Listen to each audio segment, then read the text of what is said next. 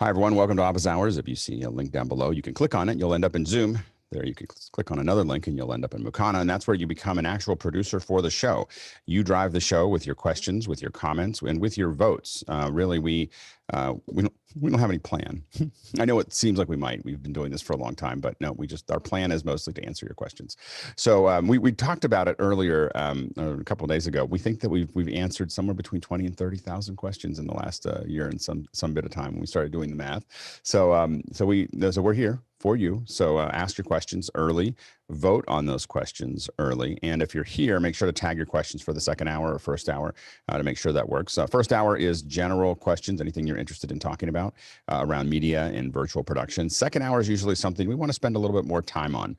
Today, we have a good friend of mine, Daryn Okada, who is the former president of the American Society for Cinematographers and an incredible cinematographer on his own and director. And so he's going to be joining us and talking about his craft. Tomorrow, we're going to talk about YouTube strategies, live streaming strategies, how it works, the mechanism, answering your questions about how to get ahead there. And then on Saturday, we always have education, 9 to 11 a.m. Emily Russo is hosting that, and I'm usually still there, but Emily's running the show, and she's doing a great job.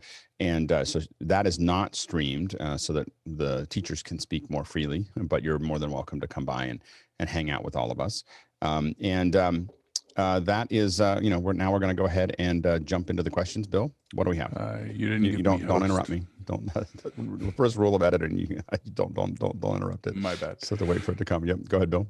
Okay. The first question this morning comes from Mike Coolin, Montreal, Quebec, Canada. I need to do a webcast for my clients' Chinese customers, and my go-to platforms, which are typically Livestream, Vimeo, YouTube, all seem to be blocked over there. Has anyone successfully streamed to China?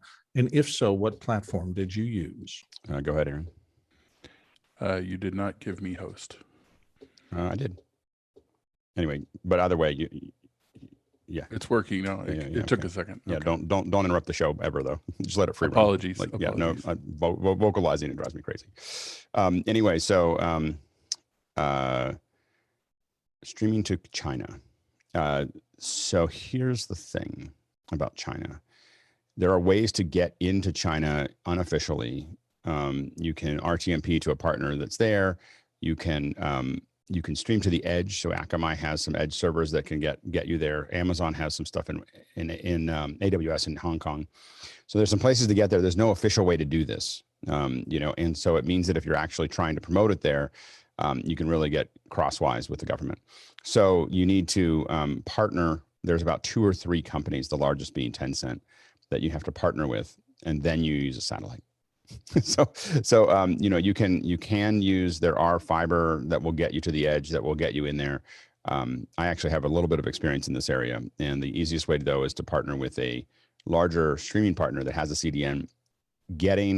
Even the largest companies have trouble getting any kind of okay to stream inside of China. And so you need to partner with existing partners that already have that. Tencent being the largest one, and there's like 2 or 3 other ones. But then you put it up. Basically, the way we get it there is we do fiber to Singapore, and then we uplink from Singapore to AsiaSat 5, and then it's downloaded by our partners, and that's the way to get into China. And it's not that you can. Again, there's lots of unofficial ways to do it, but you just don't want to do anything that you're getting paid to do that way, because it can be turned off at any moment. So you just need to kind of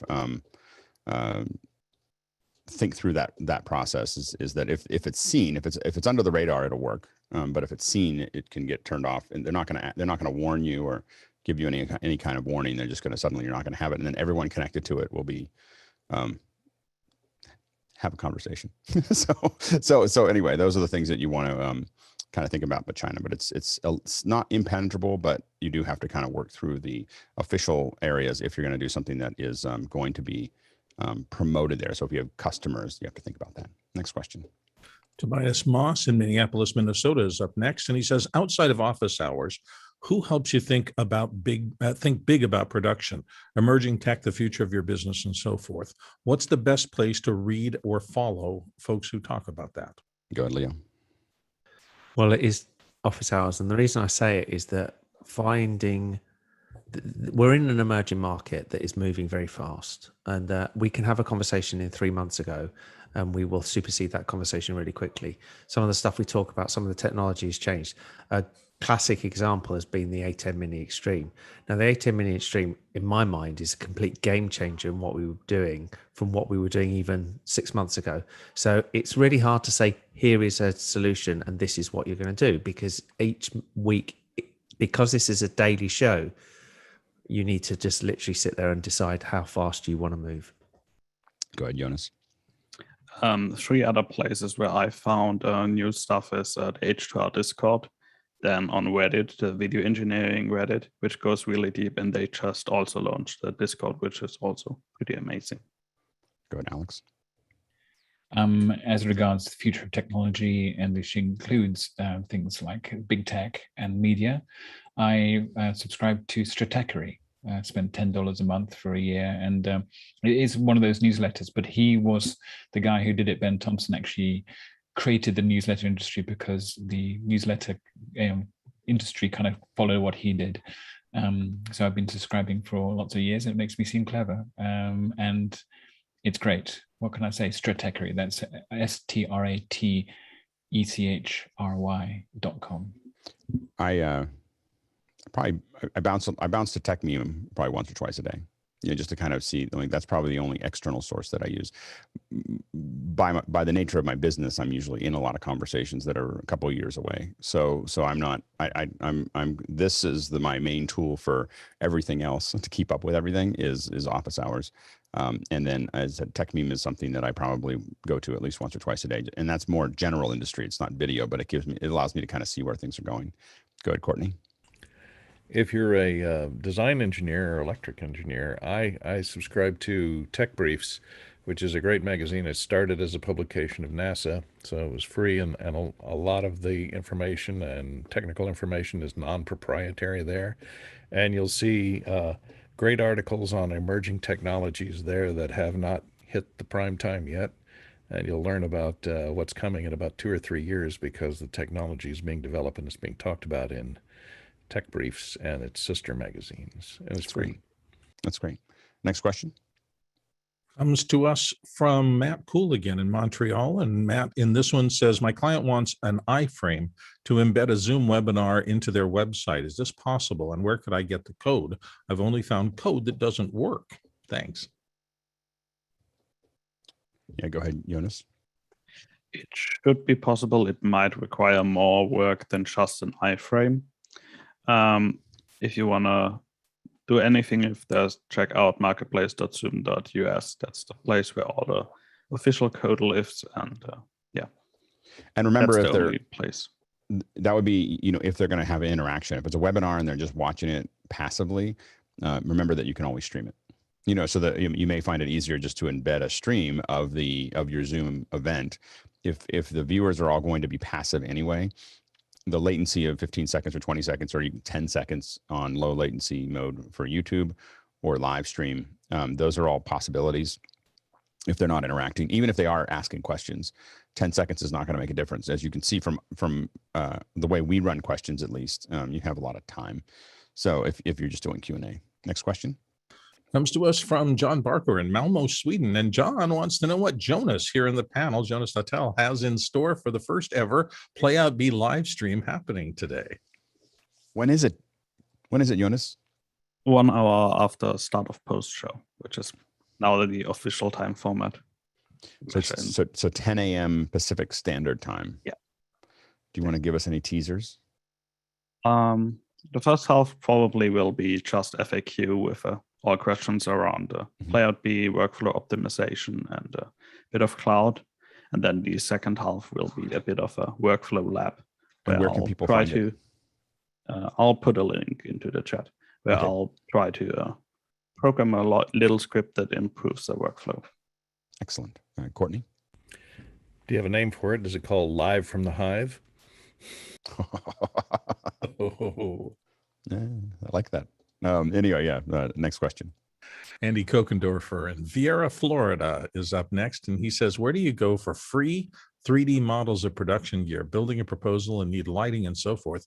3D models to use in Adobe Dimension, particularly. Thanks, wise ones. There's a couple different places that you can go to get some of these. Number one is always just do a Google search for the object you're looking for, 3D model. You'll find that you'll find new places that they sell 3D models and provide them. One place to always look is the 3D warehouse that comes with SketchUp. Now you might have to get SketchUp for it, so you have to think about what you do. I happen to have it, so but you can basically bring it into SketchUp and then export it out as anything you want. So and a lot of them are in those formats. There's also places that things can be more or less expensive, like TurboSquid. There is I think 3D Trader or CG Trader is another one that has them. And then there's Thingiverse. These are all places that you can find people who have built a lot of stuff and put them up there. And so those are, I don't know if anyone has any other suggestions, but those are some pretty good ones. 3D Warehouse is generally a lot of free stuff. And you'd be surprised. Like there's like Kineflows that have articulating everything, built into them. Some companies for a while with SketchUp threw up their models and put some effort into them to make sure that people would, because they knew that if people prevised with them, they might buy with them. So that's I think it's, especially as we move into the USDZ, what's going to happen with USDZ, I think it would make a lot of sense for a lot of companies to build USDZ models of their hardware as something so people can visualize it and even build training around it. Next question. Comes from Peter Moore in Auckland, New Zealand. And Peter put in a link to a YouTube location, and he's asking about it. He's wondering what the panel thinks of the Bloomberg backdrop here at that link. And if it's Unreal Engine and so forth, thoughts. It looks amazing. Go ahead, Aaron. It's a bunch of real screens. I've actually seen that studio. It's just screens in the background with really good graphics on them. Yeah, they don't really do virtual sets at Bloomberg. Yeah, they have they just throw money at things. Those are just, and that's not even. We're looking at it right now. Those are literally just, those are truly screens. Even they even have the typical issues you'd have with screens, which is the highlights that are going across the top and everything else. If you're doing them in Unreal, you probably wouldn't do that. But yeah, one of the advantages, you'll see that they move those screens are pretty far behind them. And those look like most likely 80-inch screens or 86-inch screens, most likely. So just really, really big screens. They even look like they might be maybe consumer. Like they don't look like they're not like planars with no bevel. You can still see the bevels on them. But one of the things that makes them look nice is that they move them far enough behind a lot of times when people don't have enough room, they're right up against them, but you can see that there's a bit of space between them, probably a solid 8 feet behind them to the screens. And that's going to allow them to create the shorter depth of field. That's a pretty physical location. Next question. Ken Jones in Seattle is up next. And Ken asks, OBS on Mac Mini, what's the relationship between rendering time and stream speed? Yeah, go ahead, Jonas. So in rendering time, there's measured how long does OBS need on average, or in the last seconds, I'm not sure which one it is, to render one frame. Streaming time either means, if you really mean streaming time, that's how long you have streamed.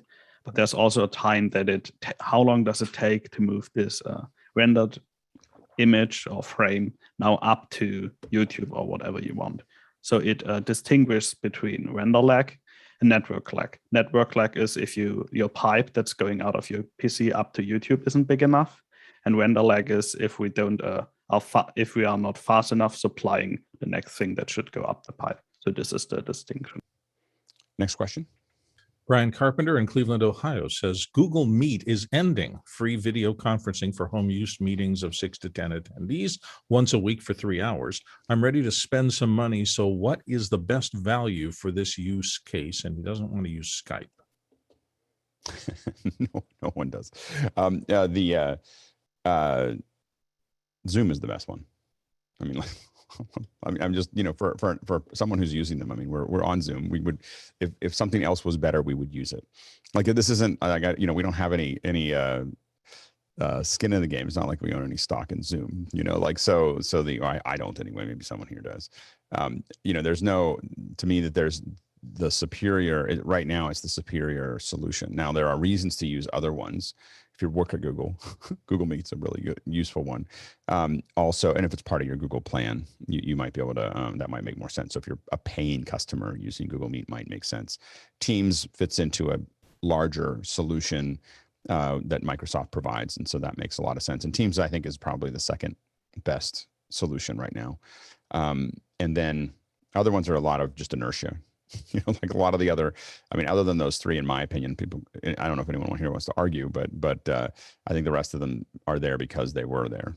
You know, WebEx and GoToMeeting and Chime and all these other ones that are Blue Jeans. Blue Jeans has a cool feature that it can present movies. So you can load movies into it and then play them back, and you'll get every frame at high resolution. So that's kind of nice if you do that kind of presentation. So there are a handful of reasons to use other ones, but most of it's inertial. The one that I think still is the one that is both the best and the one moving the fastest is Zoom. Go ahead, Jeffrey. Yeah, so with Zoom, the free model, of course, is only 40 minutes as well, and Google Meet's going to be an hour for the free model, and then I think it's like $7.99 a month afterwards. So it'll actually be the cheaper of if you stick with Meet, but then Zoom's like $149 for their basic. Yeah, I would. It just, you get a lot more out of Zoom, in my opinion. It's worth the extra, I don't know, $8 a month to have what you would have if you want to have unlimited meetings. Next question. Rupert McCrae's up next from Dallas, Texas, and he says registration for Zoom Academy 2021 has surreptitiously moved over to Zoom Events. The event is in 2 weeks. Could this be the first publicly facing event to be held on the new Zoom Events platform? I think it is. I don't know if it's, I haven't seen anything else. So if it had been, I mean, it felt like, it feels like Zoom Events, and I just don't know it well enough. It feels like Zoom Events is it's Zoom webinar with some extra stuff on the front. Like, I don't know if anyone knows anything about it. It doesn't look like, it didn't, at least from the outside, doesn't look like it's anything more than that, which is fine. But it's, you know, I think that was the registration and management process was difficult, you know, it just didn't, they needed that front end to make that work. But I don't know if anyone's seen anything other than that, but that's what it looks like. So it shouldn't be that hard for it to roll out, because I don't think it's a new platform. Next question. Adrian Albeck is in next from Brisbane, Australia, and he says audio interfaces with a minimum 6 balanced outs vary in price from 1K to 5K. What's the main reason for such variances? Go ahead, Carl. So I would say that the Behringer one at 1/4K would probably be the best. So it has 10 balanced outputs, 8 Midas inputs. It's very clean, no coloration. It does 96 as well if you don't, if you want to go a bit high resolution. So it does 96/24 as well as 48/24. But yeah, very clean. And it also has MIDI in and out as well. So it has a few other features as well. One of the things I found interesting is that when you were talking about the other Behringers, that a lot of these aren't available. They're only available through specific channels. Like they're not all available in Sweetwater in the US. That's it. That's it. And yeah. Amazon and Sweetwater. Well, the other one didn't have the preamp that you showed yesterday or the day before. The preamp only comes with a microphone on Amazon. Yeah. You can't buy it on its own. It's Sweetwater interesting. then. Sweetwater, yeah. Which, by the way, Sweetwater is an incredible place to buy stuff. I bought a lot of stuff from Sweetwater. Go ahead, Aaron. I would say that the main difference is perception. I mean, audio is such a subjective thing. Like, you're going to have differences in quality of preamps if you're using it for preamps. If you're just using it for outputs, it's just a DAC at that point. And, it's not particularly complicated, but there'll be different quality of DACs, I suppose. Yeah. But it's basically perception. It's not, I mean, it just costs money to do these things. So at $250, it's all just, you're really just paying for the electronics at that point. But I mean, generally I have found that, and especially because of Behringer, many of these things have become, Behringer had to slowly climb over the reputation that they had in the industry, which was that they were really cheap and they weren't very good.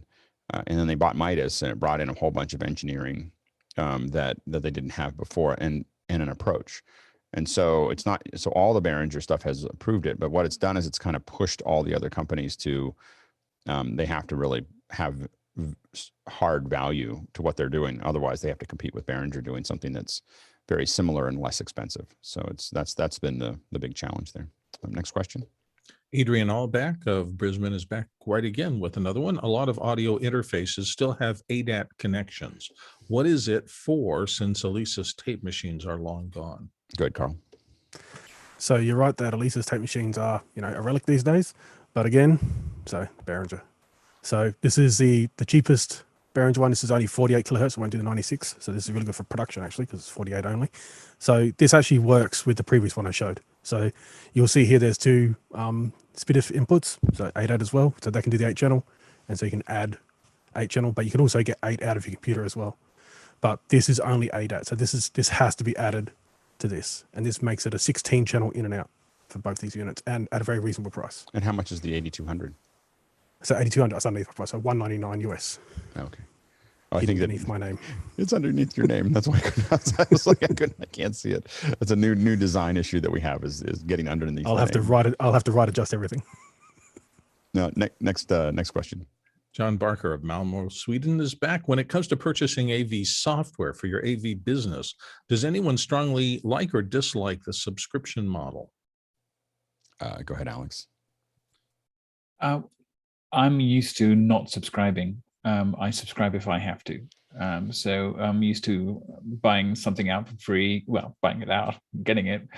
So I've used Motion for over 10 years, and I've made lots of plugins with it for broadcasters, and yet I paid $50 for it. So of course I like that more, but of course some AV companies who supply people like me can't afford that. I do also subscribe to Adobe because people send me briefs in After Effects, and then I re-implement those things in Motion. Lightworks, which is an old NLE, popular amongst old school film editors who came from film, and it was kind of introduced in the 90s. They've got a new subscription now, but also you can buy them out. So the idea is you spend something like $24 a month, or no, if you get it for a year, but also you can buy the whole thing out and have it forever for $400. So both would be best, I suppose. You go ahead, Courtney. I think it depends on how they handle their DRM or copy protection. That, of course, they all have to have some form of preventing you from making multiple copies. But the ones that have dongles are probably easiest if you're in the AV business, so you can move it from machine to machine without having to sign in, remove it from an existing machine, and that can become a very big pain in the rear if you have 30 machines and you don't remember which one has the last license on it. You got to find it and uninstall it and then reinstall it on a new one. So that can be a bit difficult to manage. So a digital dongle, USB dongle is one of the best ways to go if you're in that kind of business where you move around between machines. Yeah, go ahead, Bill. For me, it comes down to whether or not you're licensing their intellectual property, or whether you're in a creative business where you're putting your intellectual property into their system and they're giving it back to you through subscription. Anything where when it's their intellectual property, and that is any subscription for streaming content or things that gets refreshed, I'm all for that. I think that's great. When it's something like a creative tool, NLEs come to mind because that's been a big key. I don't believe in the fact that I'm going to do work, put it into your subscription service, and if I don't pay you, I don't get access to my own work. That I think is toxic. Go ahead, Roscoe. University budgets aren't always guaranteed year to year, so it's larger companies like Adobe. We have an entire site license for the whole university. Smaller companies, it's a lot harder to guarantee that you'll get the funding in the next year. Aaron. Yeah, I think what's coming out here is that this is based on use case. So, if I am a person who is doing stuff in the cloud, right, where I'm renting my machine effectively, then I want to rent my software with the machine, right? And I want to pay for it all as a thing. But if I'm doing something, long term, like what, Roscoe might be doing at schools, I want to be able to buy it. And I think you want to be able to support as many use cases as possible. Yep. Now, and within your revenue goals, right? That's the other thing. Like the reason that like Adobe goes to subscription model is because there is a huge revenue bump because of it, right? Oh, and also that there was no need for most of us to upgrade past version 6. Right, exactly. That's the biggest. That's their biggest They problem. stopped is that innovating, most of us, which they is got, a well, thing. they innovate. They're making lots of great tools inside of. I don't want to say that they're not doing great stuff. There's a lot of cool tools, but the vast majority of the users haven't used many of them past about version 6. And so right before they went to that, and so the thing is they're able to innovate and do all these things, and to me the interface has just become, heavy, like and difficult, where I would, and the problem that they had was a whole bunch of us were just hanging out, like we were not buying, upgrading because we were like, it works fine. Go ahead, Jonas. What I really like is the model from vMix where you can rent if you want, but you can also buy a specific version, and then if you don't want to pay more for the next upgrade, you can stay on that version. But yeah, I really like it that way, because then I know the developer also is happy to push out a new version because he's getting paid again. Yeah. I noticed that some programs where you pay once and then never again, developers seem to stop updating them more than when you pay. Well, they have to make decisions. They, like we've definitely killed products because they just weren't. If the people who were using them were paying subscription, we probably would keep making them. And then we just stopped making them and stopped working on them because they weren't generating enough revenue to reach critical mass. So I can see both sides of it. I think that I really like Isadora's model where you have, you can download it for free, you can play with it, you just can't save. So you those kinds of models where you can play with it a lot, and then if you want it to actually do what it needs to do, you need to pay for it. I also like the subscription models where I can pay by the month and turn it on and turn it off. I'd love to say that I turn it off well, but I don't. That's the plus side, is people turn it on and then they just forget to turn it off. But what I very much dislike are yearly, forced into yearly. I think that the best model is you can buy it outright. You can get a discount if you buy it for a year, but you can also get it by the month, where I can rent it out for the month if I need it for that moment. And then you'll end up with people who just keep converting. If they're buying it month after month after month, they're just like, oh, I'm just going to pay for it. Either buy it out or whatever. But I think giving people choice is really the future. Next question. Guy Cochran in Seattle from here in the panel says, what's been the most memorable moment of office hours? Most memorable moment. Yeah, go ahead, Bill. This is purely personal, but I happen to have been the first person who ever got a birthday song sung to them. And that was transformative because it was so horrifically awful that it became a thing. And I just adore that we do that for everybody now. I think that's a great community builder. Yeah, go ahead, Jonas. For me, it's not one specific moment, it's multiple. It's in a post-show, if you think about what all happens all in the post-show, meeting meters get started in a late post-show. Other projects found to each other in the post-show, and the post-show really started connecting me especially to people that I didn't know before. Yeah. Jeffrey. So it would, and this is not a happy moment, but it would have to be the moment that Alex, you announced that Mike Anderson passed away, because that's when we realized that, or Mike Andrews passed away, and that's when we realized that we were a true community, because a whole bunch of people that never met this person in real life had just an emotional breakout because of that. So that was a very memorable moment. Go ahead, Guy. Yeah, I'd say that one that Jeffrey mentioned, but also the first time we saw Grant sing, it was like, whoa, Grant has a voice. Holy cow. That was pretty amazing. Definitely. Yeah, I think other moments for me were the Raspberry Pi process was, no Pi left behind, and working through it. There was something about working through that. And also the corn fritters with Damianti. I think that there's something about that one that we just, it was just very, we can do a lot. What it showed up for me was we can do a lot of different things as a group. That it wasn't just going to need to be tech. Go ahead, Stephen. Yeah, the Mad in the Kitchen, where people just came together and ta-da, it happened. Yeah, with a lot of work, but ta-da. Yeah, no, absolutely. Next question. Moving on, Douglas Carmichael says, when I looked at an ATEM Mini, the buttons on the front panel felt mushy. Would adding a 1ME Advanced panel give me more a solid feeling for the buttons? I think they make them look. I think they do that on purpose. Go ahead, Carl. I'm just going to leave this here and let people speak to it. So you can buy 10 ATEM Minis for the price of one controller. That still requires. But it will ATEM feel Mini to more. work. It will feel more less But mushy. you can buy 10 ATEM Minis. Yeah. You can start a business for the Go ahead, price of Aaron. one panel. Go ahead, Aaron. So the buttons on that panel are $15 a piece. So that's the reason that that's the reason that most panels are really expensive. Right. And so, and that's the reason that they're not on the ATEM Mini, because They also make more noise. You know, like what's interesting is that I really feel like the ATEM Mini, part of it is you can keep it on your desk and use it, whereas you'll hear the clicking from a full switcher. Go ahead, Leo. Yeah, I mean, they're designed for different markets. I think that's the point. It's not that they're just designed, although they have the similar features, they're designed for different markets. If you really want a clicky buttons, go to the Stream Deck and use the Stream Deck, because the Stream Deck has just got those clicky buttons for not a lot of money. Next question. Oh, go ahead, Jonas. Sorry.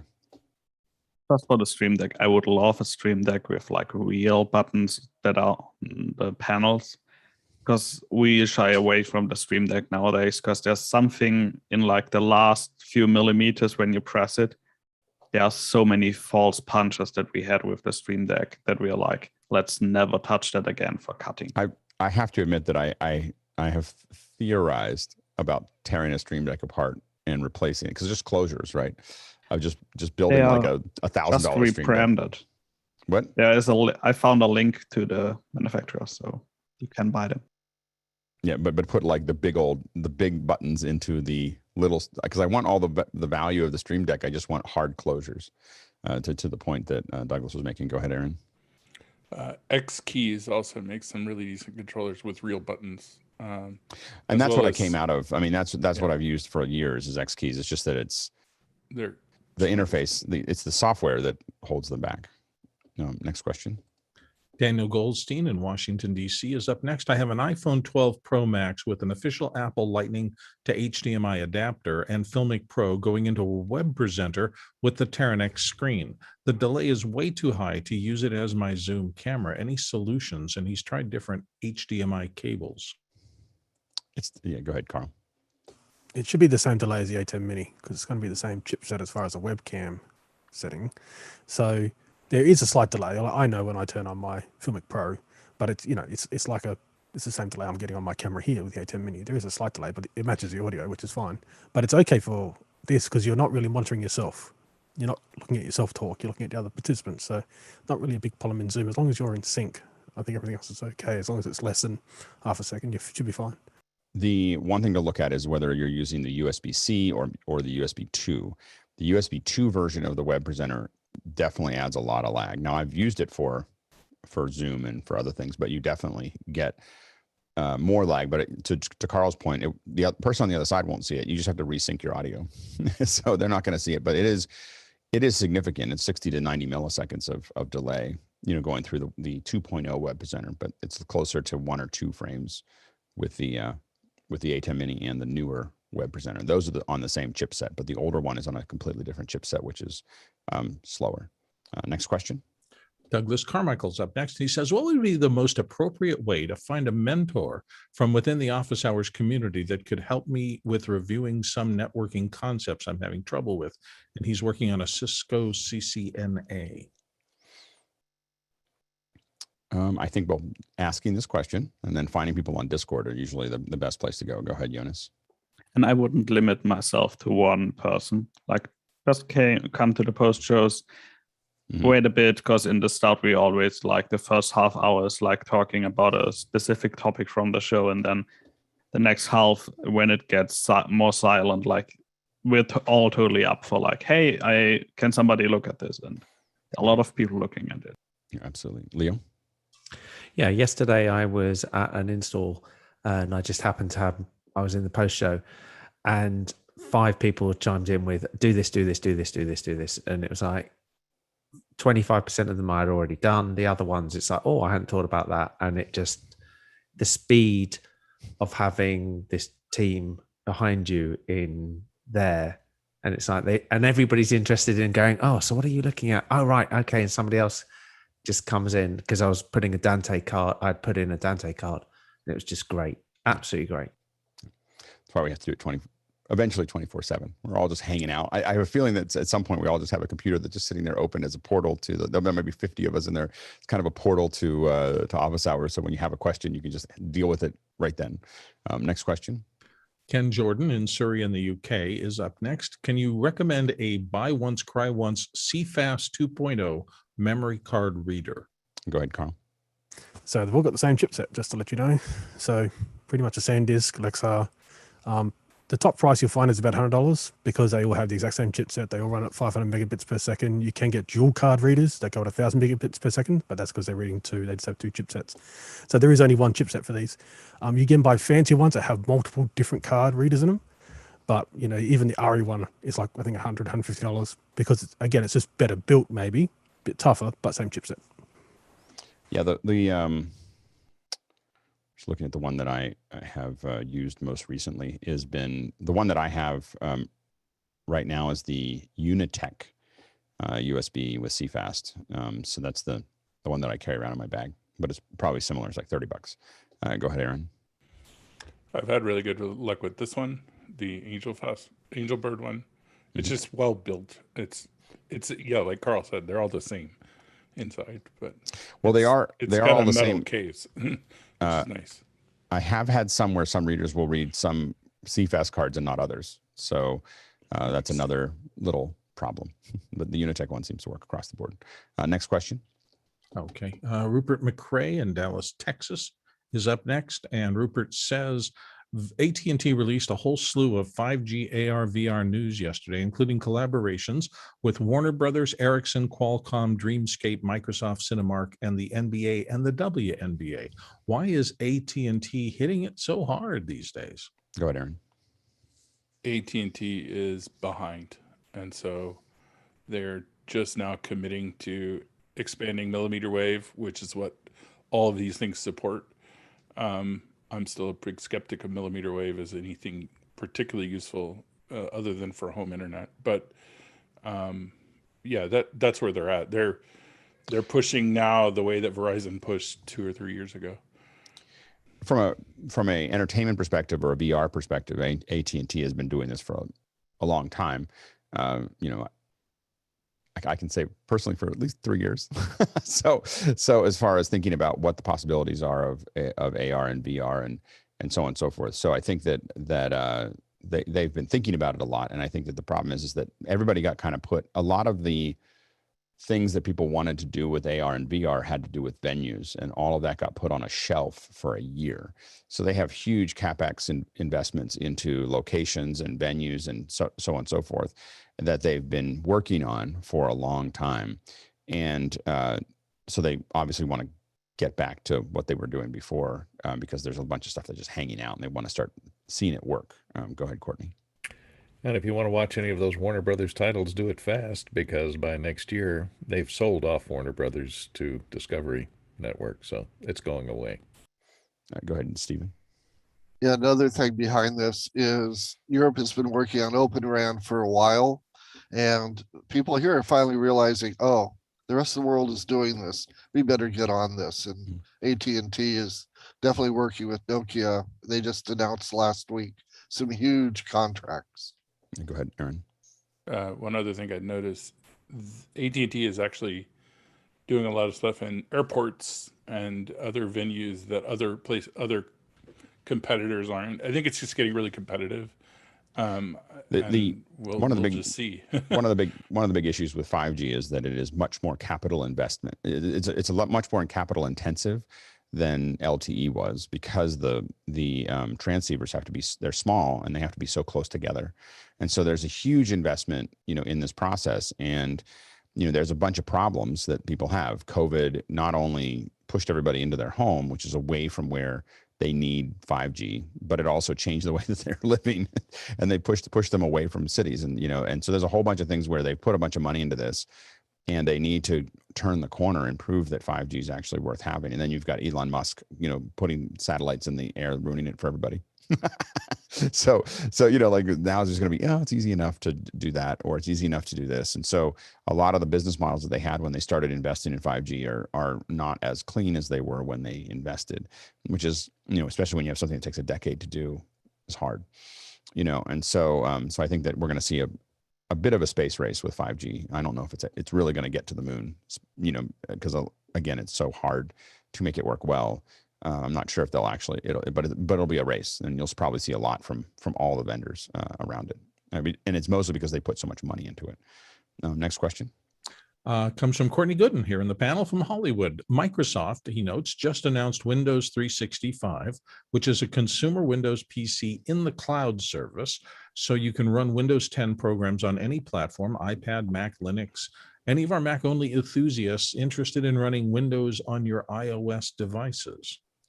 I'm actually really excited about this. Like, I think that being able to have a PC in the cloud that I don't have to manage or whatever, and I need to run an app, or I need to run a conversion, or I need to do some service that's up there. I experience it all the time because I spend a lot of time noodling with MetaHuman, which is similar. You're basically running a processor in, I think, the AWS, maybe it's Azure, I don't know, but you're running a PC in the cloud. You're getting incredible performance on any computer that you have, as long as you have a good internet connection. And so I think it was a incredibly good idea, and I know that I'm super interested in it. Go ahead, Bill. I think it's a wonderful thing. I will say the answer for me is no, only from this perspective. The Mac ecosystem is so large and so broad, and it can be so confusing to me, even as a user who's been with it since literally the first Mac machine. There are so many aspects of it, particularly all the new programs that end up on the App Store and things like that, that it is impossible for me to keep current with my current system. Adding another one, I'd need a business use case that was so compelling that it would extrapolate me out of Mac and into learning a whole new system. And I probably don't have time to do that in my life. But that's just me. So there's a couple of times when I would really use this, particularly when you're trying to transfer large files, and normally you're having to drag them from one system to another system, which means pulling them down to your PC, back up again. And you're like, this is hard work. Another example is running Zoom when you want to have 3 people in the call. You want that third thing just so you can start doing pinning and you can just fire it up. At the moment, I use a lot of AWS boxes to do this, but it's quite complex to start my EC2 up, spend the money, do all of this and that and the other, and then you forget it's running for 5 minutes and it costs you a fortune. Yeah, I think that's the issue is that, like, when I open up MetaHuman, I go, this is the way this should work. Like that I go to a web page, I hit it, and boom, I'm in and I'm working, as opposed to the way AWS does it currently. Like it's Jeffrey. First of all, yes, it is Azure that it's based on. Okay. And of course, it's Microsoft managed rather than IT managed. So it's perfect for small, medium business, but it's also perfect for building up a box and then sending it out to somebody else that needs to run whatever you need it to do. So that's what I'm excited about. Go ahead, Aaron. Yeah, I mean, right now it's not a consumer thing at all. It's meant for integration into. It's basically a reimplementation of Azure virtual desktops, and it's based on the same thing. So, it's fine, it's good, but it is not a consumer thing, and the price is going to be higher than Azure VDI was. Good, Stephen, real quick. Yeah, also I want to just say Visio and Project on a Mac. That's makes my life happy. Next question. Douglas Carmichael's back again. This time he says, when you are feeding to a broadcast encoder, what maximum audio level do you aim for, and what transmission limiter do you use? Would Waves L3LL work? He has a link to that. Or would WLM's peak limiter be better? We usually have a hard limiter in the mixer before it goes in, and that is usually, we have some compressor that's going to start pushing down at about -6 for us. We run pretty hot on peaks, not LUFs, and we usually have a, depending on what we're doing, we'll have what we call a brick wall limiter. Like, it's not going to go over it at either -3 or 0. Like, literally, we just pull it down and then just make sure that it doesn't go past that. We run really hot because we have that limit there, but we run pretty hot because the people complain about it otherwise. You get comments like it's too quiet, and so a lot of times we'll be running the show at -12 or -10 or whatever it peaks, but then we usually bump it up on the way out just to make sure that people don't complain about it. But the record that we have, we want to be a little bit further behind. Next question. Robert Soji in Los Angeles is there a way on the ATEM Mini Extreme to do a chroma key in a super source box?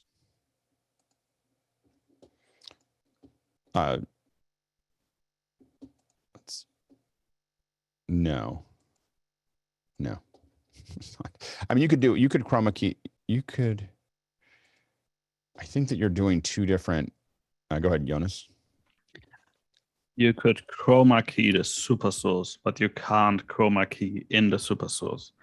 What you can do is a 2-up that is chroma keyed with the upstream keyers and the flying key.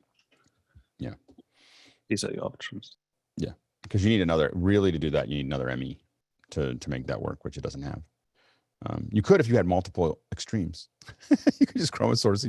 So that's actually cheaper than getting a 1ME switcher would be to get 2 extremes, and then you have multiple. You can do all kinds of keying. Go ahead, Roscoe.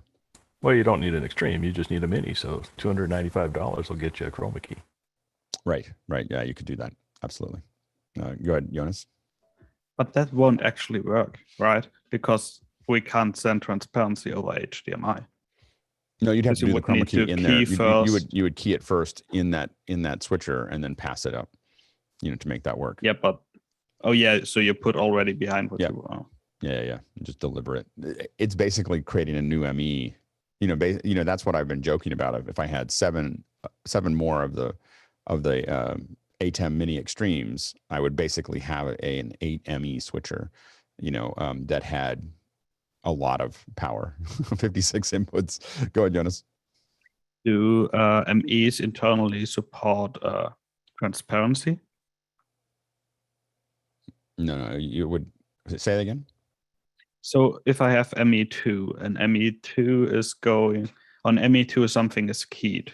Can I key that over ME1 again with like transparency, or is that not a thing? Well, normally we would just build the solution. I wouldn't send it to. I haven't ever tried to do that. It might be possible, but normally we would send that solution. We would do the entire comp inside of one ME and pass it to the other one. Yeah. Next question. Andre Dolly in Berlin, Dalla says, how to best color match different cameras for streaming with an ATEM. Panasonic PTZ 1/2.3 inch, looks like a 1/2 inch 3-chip, and Panasonic 4K camcorder, which is 1/2 inch 12. Yeah, I don't know. Those don't make sense to me. Quite differently looking in a standard adjustment. Go ahead, Carl. So you want to bring the cameras to the same location, have a white card, about A4, A3 size, and then color. It doesn't matter what the lighting in the room is, just make sure they color balance. You'd want to do a 1-set color balance. So it's kind of like a manual color balance, both of them. That'll get you close. And then Alex has said if you do like a split screen in your ATEM using a DVE, you can take a look at them and see if they match and tweak a little bit in the DVE. You're always going to have to match to the lowest common denominator.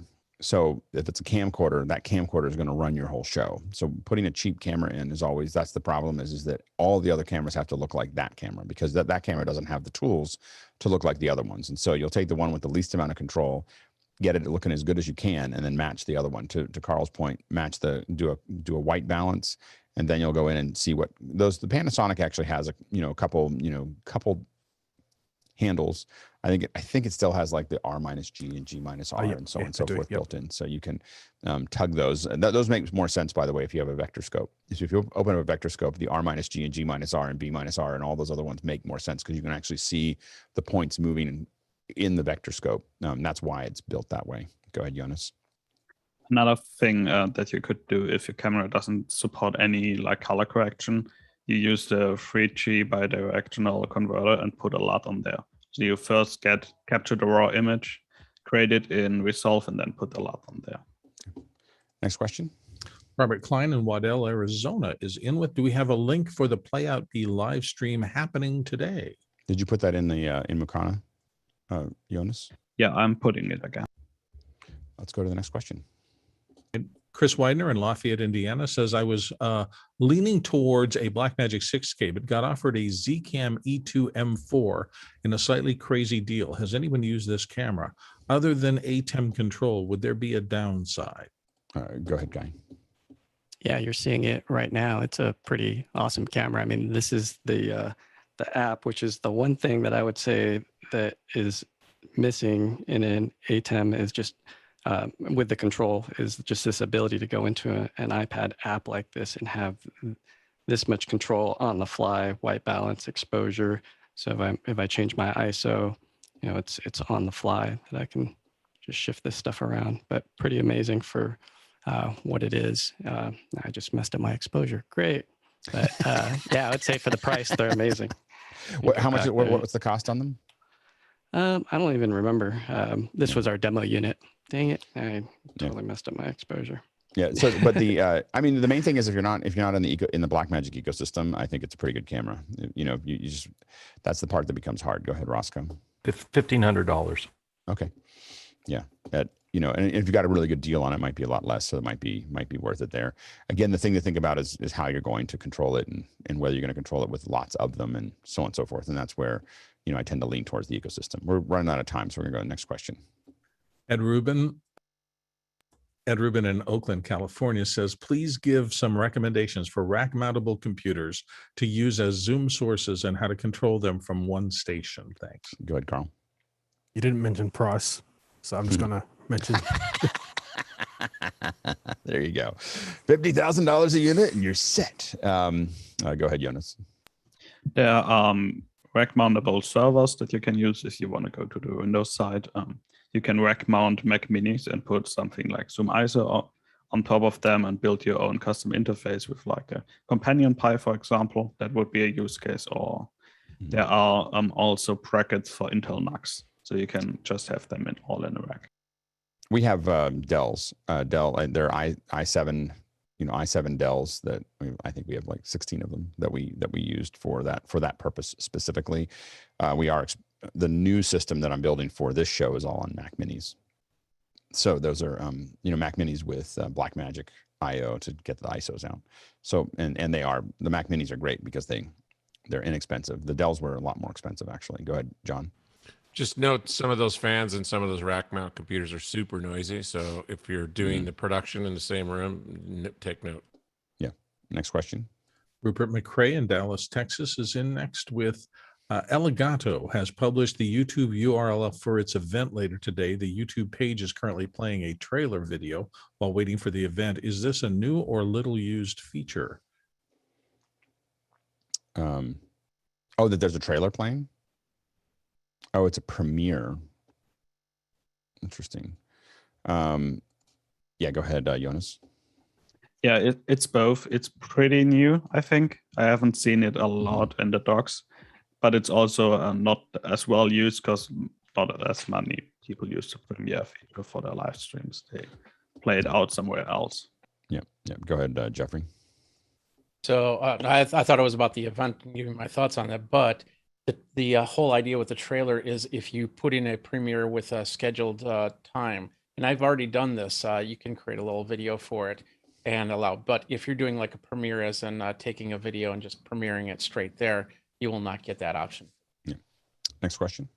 Douglas Carmichael's back. When I looked at the Sony a6400 as my main camera, one issue I saw was that it couldn't fit on top of my monitor because of its weight. What tripod would you recommend that could fit behind a monitor? And would a HuddleCam HD give me the office hours look? Go ahead, Carl. So for anything up to and probably including a DSLR, get yourself a little magic arm, friction arm. This doesn't have to be a main front, you can find cheap ones on Amazon. You want to you can clamp it to the actual pedestal of your display, and then you can articulate your arm and put your little mount there perfectly in center, exactly like a webcam. The one that I use, again, you didn't say price. So the one that I use is the Triad Orbit.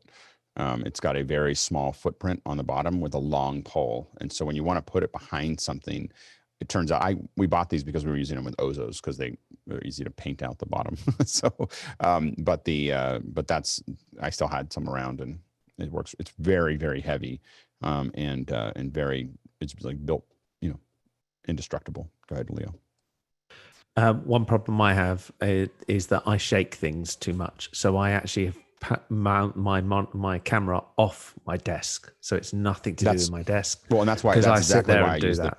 that's why I use the triad orbit, is because it sits right behind my desk, but you can be very close to the wall with the triad orbit, because unlike other tripods, they don't open up. It doesn't open up very far, so its footprint is about, its entire footprint at the bottom is maybe 18 inches, but it's very, very stable, and it's a long pipe, and so it just makes it easier. Mine right now is in the office because we sent it to Canada because somebody was right. They had like 6 inches to their wall. And I was like, oh, we're just going to send that tripod, make it go away. Go ahead, Courtney. And another solution for what Alex said to keep it off of the desk so that you're not banging on it is an Atlas mic stand. If you have an old Atlas mic stand, then get you a 5/8 to 1/4 inch adapter and screw a little ball head on the top of it and go to town. You can adjust the height, and it has. When you start trying to figure out your cameras too, I highly recommend a cage. All of my cameras get cages, because we just put cages around them, so that now I have a whole bunch of places I can mount from the top, or mount from the side, mount from the bottom, put things on it. It turns into, a system as opposed to just a camera. Next question. And the last one of the regular questions this morning comes from Eric Price in Leavenworth, Kansas. And he says, I've added a Klark, that's K-L-A-R-K, CT-1 to boost the gain on my Rode Procaster. Given how far it protrudes from the mic, could I add a 1-foot XLR cable between the Klark and my mic to make my boom arm look cleaner? Go ahead, Carl. You definitely can. The manufacturer has it on their website. So yeah, using like a 1 or 2 foot cable. So it's meant to be inline. It is an inline booster. It doesn't have to be at the mic. It can be anywhere in line between that and your preamp. So that's fine. Go ahead, Aaron. That's what I was going to say. What's the quality like? It's a straight 25 dB. So because it's only doing 25 dB, there's not much noise. It's quite capable. So they limit it to like 25. Some of them may do 30, but between 20 and 30. So they're not pushing too hard. It's but it is also phantom powered. So you do need to turn on phantom power, even though it's a dynamic mic. So that may rule out some preamps, some cheaper preamps that don't have phantom power. Well, I guess the question is, what is the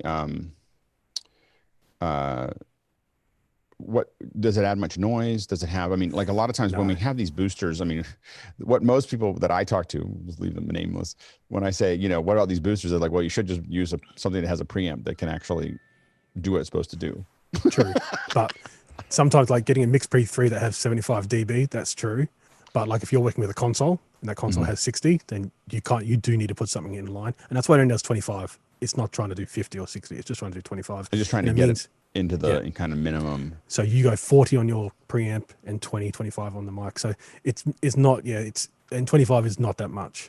So if you just put your preamp to 25, you barely hear anything anyway. So it's actually not that much and that's why, because the noise floor for these is probably 50 dB. So they're probably half the noise floor, which is pretty good. Aaron? One thing I've noticed though is that Klark in particular does not make great gear. They're prone to noise, even in just from random RF noise in the air. So you got to be careful with Klark. And now we're going to hopefully switch over. We're hoping that Daryn is there. We see it. He's in our group. He's in our there he is, like magic. Like magic. That still works. Cool. It turns out that you just unmute. So we're going to change gears now, we're graced with the presence of Daryn Okada. Daryn and I have known each other, as Daryn said, since before I had so much gray hair. Daryn's has not changed very much, except a little beard change there. But we've known each other for a long time. Daryn is the former president of the American Society for Cinematographers, and also has, all you have to do is go up to his IMDb page. Station 19 most recently, Scandal, Grey's Anatomy, Emma, Castle. Very, very long list of experience. And so if you have questions as we start to get going here, make sure to throw them into Makana. Daryn, we're really, really glad to have you here. Yeah, it's good to be here. One of the things out of the pandemic that it's weird how when something negative happens, something positive happens. Yeah. And this is really, what you guys have all done here has probably kept people sane for a long time. So, Well, thank you. You know, like, congratulations to all of you. So. Yeah, absolutely. So how did this all start? Like, did you know you wanted to be a cinematographer or a director of photography when you were 10, or is it something that you kind of fell into? How did you get started? It's pretty much, I'm from LA, grew up here. Right. And And we lost your mic there for a second. You got real quiet. It seemed like it rolled off like the volume control got turned way down. Yeah. You're still kind of there, but way in the background. That better? Yeah, it's better. Yeah. See, it's always those of us that do this all day long. Yeah. When we have time off, it's like, what TV do you have? Well, yeah, it's exactly. color. Yeah. Anyway, I grew up in LA, pretty much right on the border of East LA and everything. And right. There wasn't a lot of opportunity, I would say. Right. You know, movies, yeah, I liked them a lot. They were like the escape, you know, down on Whittier Boulevard, the theater and stuff. And when I was probably when I was 12, I just didn't have like the same reading and writing skills, I guess, that and but I was always, from a really young age, could tell, like, I'm watching shitty TV. Oh, that's video, that's film. It's like, how do you know when you're 8 years old? It's, right. I thought, you know, this could be, maybe I could do something in this. You know, that really interests me. Yeah. In high school, none of these counselors, they were like, what do you want to do? You know, come on, go talk to theater arts persons. And so it was kind of a lot of negative stuff. But then where'd you end up going to college? I actually did not go to college. I wanted to go to Art Center. Right. Because everybody went to Art Center. And really thought that was a place to be a still photographer. And then I discovered I didn't like stills. It was it was too confining. I didn't want to do it by myself. I wanted to be with other people. Right. So there was either try to get on a concert lighting tour. I mean, this is like at 15, thinking of this stuff. Right. Finally, so you got into so your first work was in concert? I did this, taught myself how to do projection, 35 millimeter projection at East LA College. They had a grant to do a film series, and they had all these movies I'd never known, like Kurosawa, all this stuff. And that's where my whole film interest came in, and met a lot of film school students. They were going to AFI when that was started out, USC. They all needed bodies to move things and stuff. And I thought, you know, all the good jobs are taken. I'll just figure this out. And kind of went from there. At 21, I think I was the first time I actually shot real 35 millimeter film. It was on a independent movie here that they needed footage of this stuff and they couldn't go do it, and they trusted me, and I went and just kept going, and started doing building the reel. Nobody wants to see you when you're young, you know, who cares? And right. Just kept plugging away, you know, and I think people they don't really did commercials, didn't want to be a director, ended up directing and shooting commercials because it was cheaper for the commercial company. And then finally started to get into the independent feature world in Los Angeles, because in the late 90s, couldn't get into the union. So all that was closed. I wanted to desperately be able to apprentice with somebody. And what kept you out? What made it so hard to get into the union at that moment? Oh, Alex, hang on a second. Lost your audio in my earpiece. So I'm just gonna go here. All right. There you go. Can you hear us? Yeah. Yeah. But so anyway, so I went from there and just kept going, and eventually the union had opened up, getting rid of this piece, and and it got, started working more and more, and kind of got a reputation for working with new filmmakers, new directors. A lot of them were writers, but I just taught myself. It was like lighting, all this, it was like trial by error And is it mostly just you just did a lot of it? I mean, there wasn't a lot of study. It was just action. Because I discovered that a lot of the things in film, like film theory and everything, you could get, or you could sit in a class and nobody would know. Really, that's good. I was invited. I sat at. I could say I attended USC, UCLA, and AFI at times. It's a big class. There's a lot of people there. Just most of them are sleeping anyway. Those kids, But so I developed an appreciation for that. I think it was from being young and just having this, being able to tell what I was looking at. I could tell cinematographers that styles, like certain movies, is like, oh, I didn't see the credits in the beginning. We got in there late, but I think I know who shot that. Right.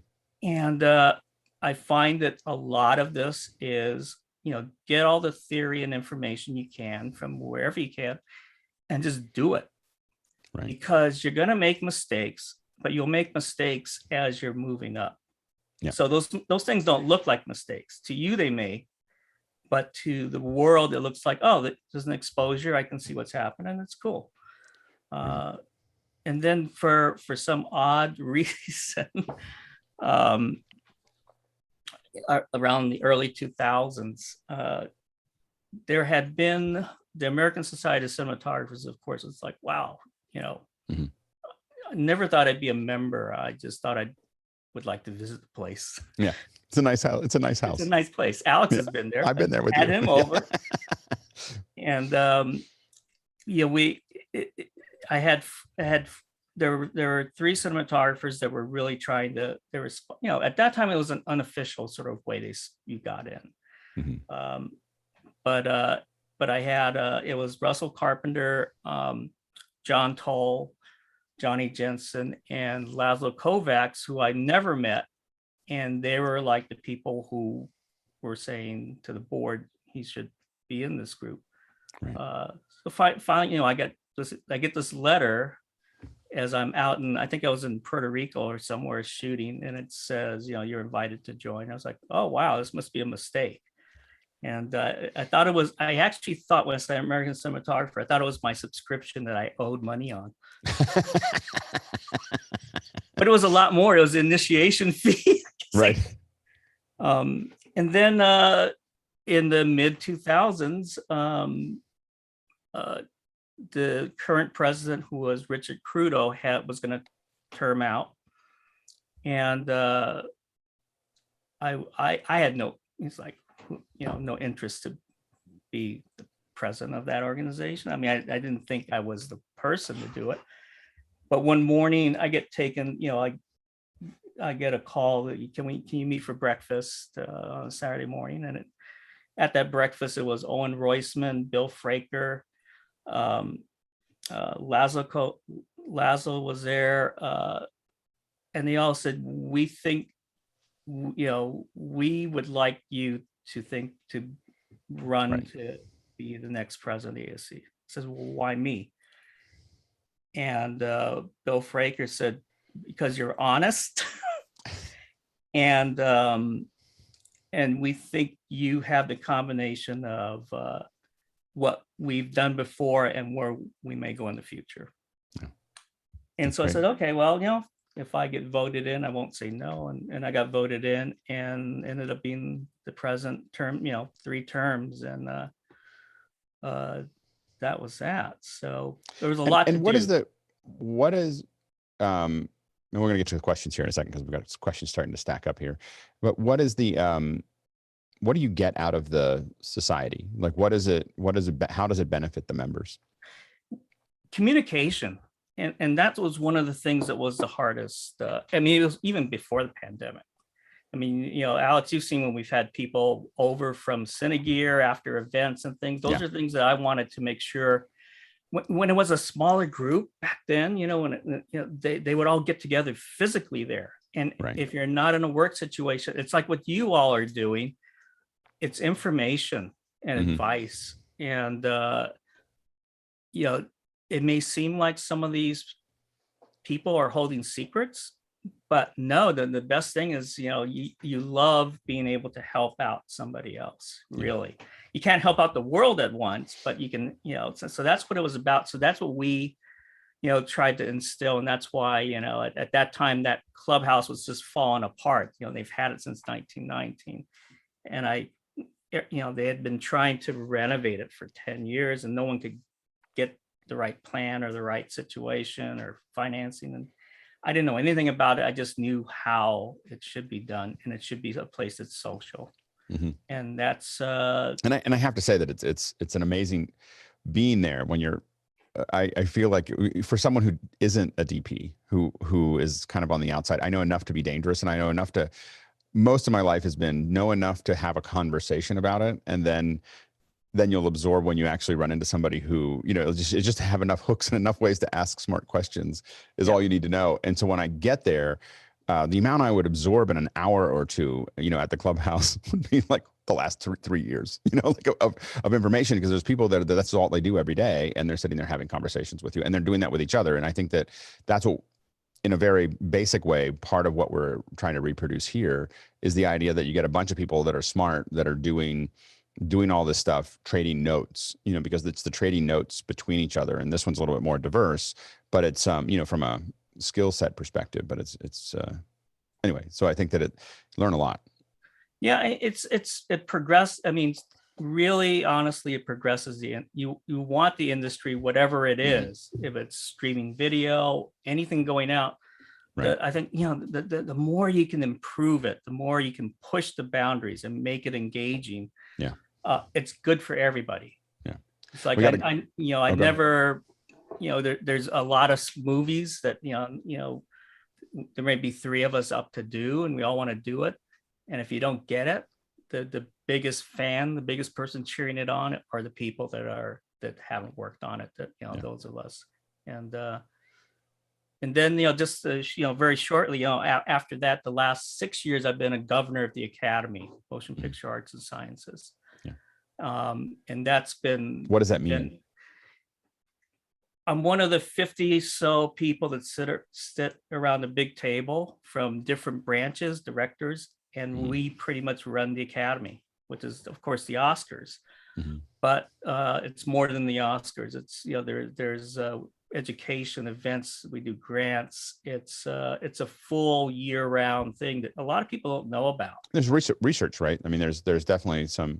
There's the Scientific Technical Council, which actually existed back in the 50s, I think it started. And oddly enough, it was because when sound came in, lights were making too much noise.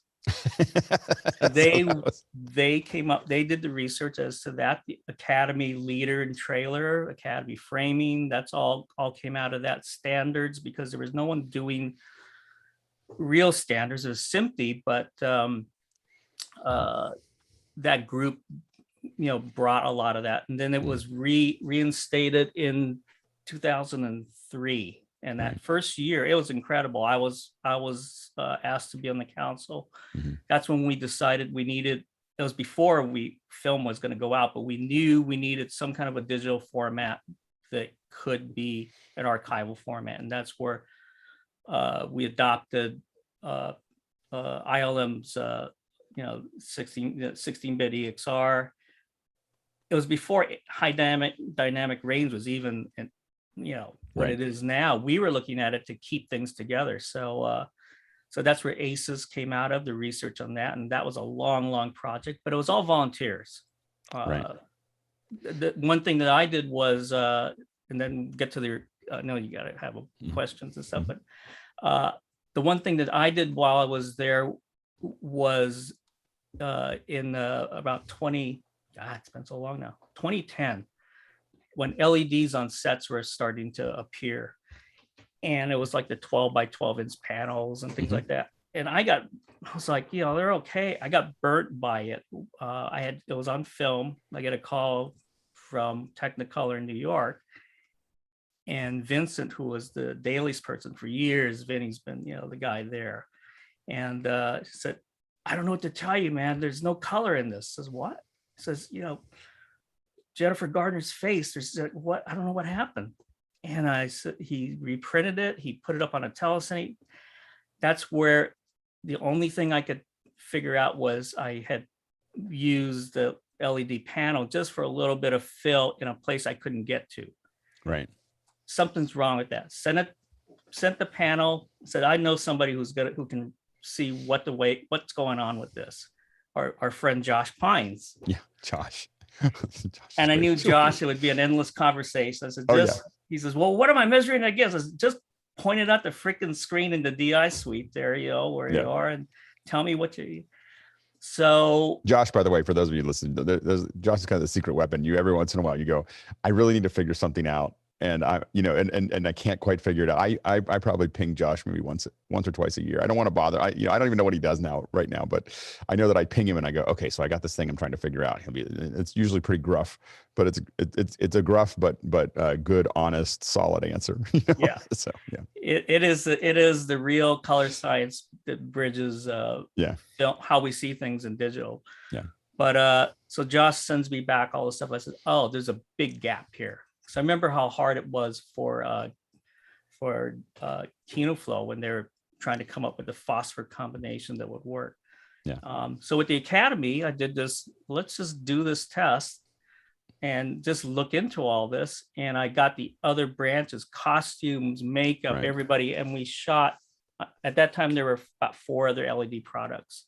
Mm-hmm. Shot them. I said, "Holy shit! Look at the difference in this compared to tungsten." And we did a program on a Saturday morning for everybody, and it stirred up a lot of things. And that year at NAB, you saw everybody who was selling LEDs talking about spectral power distribution and things like that. And it was one of those quiet Academy things that I think got us to the point where now it works. It works in amazing ways, but nobody was saying, they would say, oh, our CRI is 90, whatever. Well, it means nothing. So anyway, that's so that was like the last part of volunteering was the Academy. And then also, going through the rules for the awards and things like that. So it sounds very complicated. Let's jump into the questions. We've got questions stacking up. I want to make sure we get to them. Bill, what do we got? First one comes from Douglas Carmichael, and our highest voted one today is pretty technical here. It says, how do professional level digital cinema cameras store their data, and how is that data managed on set? Oh, that's a great one, because you get in fights about that. It was always cost. It was, the bigger file, of course, we want the closest thing to what the sensor's getting so we can mess with it later. But the company, all the companies have really come forward and done great compression files that we use. I mean, you would think that the DITs that we hire would be really happy. Oh, we're going to shoot 4K and capture all this uncompressed. And they're like, no, that means we're going to be here with, archiving it on disk before we send it off. But now, pretty much use what the cameras have. I mean, I've been working with the Venice and have had a long history with how it was being developed. And what the Sony people came up with, was pretty much, we can't store the raw data. It's just too big. Nobody's going to want the camera because that's it. So they come up with the XOCN, which has been really phenomenal. A lot of the file sizes are smaller than what we used to do in HD and ProRes. Wow. So that's pretty much sticking with what the camera manufacturers are doing, and that's very really little outboard stuff. And how does it? So the camera's capturing it. You're capturing straight to camera. You're not. It's not some kind of feed. It's capturing it to the camera or to an external box. I have this rule that I want anything being recorded to be directly connected, built on to the camera, so it's least point of failure. Right. Because the things that we're doing, the cameras are being moved around a lot. They're not in one place. Sometimes they're doing once in a lifetime things, like when we blow up a building, we're not going to put it back together. We do monitor everything. We monitor, I monitor it with the Technicolor DP light system, and pretty much work as if I'm shooting on film, because a lot of times to get the best shots, you have to just disconnect and go at the camera. So I want to know that, get a feel for what I'm getting or what we're getting. Mm-hmm. But no, we try to record. My rule is everything should be built onto the camera. No cables coming out for the record side. So. Right. Next question. TJ Asher, a longtime panelist here, says, Daryn, do you prefer working on a feature or on a series, and why? Two different things. Features is how I came up with. So my eyes and sort of visual storytelling were attuned to that. But you have one shot at making it what it is. Television, television actually I fell into, but it's been nice because it's kept me in Los Angeles. And, I was, a friend of mine asked me, if I'd be interested in doing the last, it was the last 2 seasons of Scandal. And after the first time I did it, I wasn't expecting to come back, and they haven't let me go now. Now it's been 6 years because it went from Scandal to the second season on of Station 19. But I looked at that as television as, making little movies with act breaks, but you get to work with the same people a lot. And that's what the film industry used to be like. Right. You had crews on contract at MGM and all these. So, now you can really not you can fine tune, but also get a rhythm going, right? And use that to just pretend you're back in those days where you get assigned a movie with one director and another director. So so series are interesting. The one I'm real lucky that the ones that those two don't have the same things all the time. They're always, the writers are always developing different storylines, and we take different styles. So next question. I know I got to answer these quicker. No, you're doing great. You're doing great. We got plenty of time. Next question.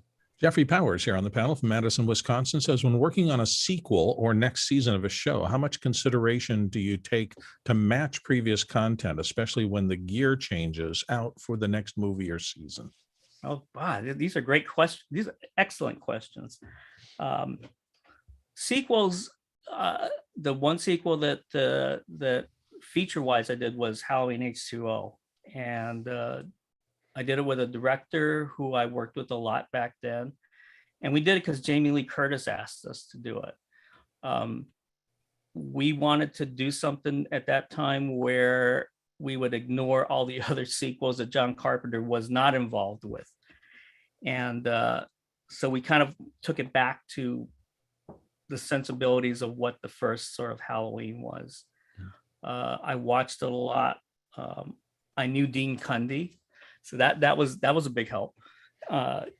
And because he was a member of the ASC. Right. And we took a lot of the values of what worked in that and then built upon it after that. So as far as a feature sequel, for me, we try to use what the strengths are, but then expand. Otherwise, you're just watching the same thing reframed. Yes, the equipment changes. I wanted to do that in true anamorphic because that's how John Carpenter did it. But the freaking Scott brothers had taken all the anamorphic lenses in town for some two different action movies they were doing. So I couldn't get enough anamorphic lenses. I really hated to have to do Super 35 crop, but I did that and mentally held myself back to just doing primes as if I was shooting anamorphic and framed it that way. And the one thing I was really very concerned with was the image quality would be different. So I did not use a really high speed film for the night stuff. I used everything. It was an ASA 200 film. And if I used a high speed film, I overexposed because I wanted it to feel like a thicker negative, like the detail you would have had in anamorphic. On television, yes, the gear changes, the equipment changes. Luckily, like I said, the shows that I've been on, the 2 series right now, are we changed the look around a bit. So I also try to do things in a way that, okay, now we've kind of hooked on to where the show had been and kind of in a sneaky way keep changing it up. so that it has that sense of you're not looking at the same thing again. It's not like the person sits at the desk, it's always lit this way, the courtroom always, kind of get away from that anything can happen. I think that also keeps the show looking alive. You keep it unexpected in that sense. We started that Station 19 with what the first season was using, which were Alexa Minis. And we kept it that way because it was, let's do what they did before and expand upon it. And then we went to the Sony Venices after that.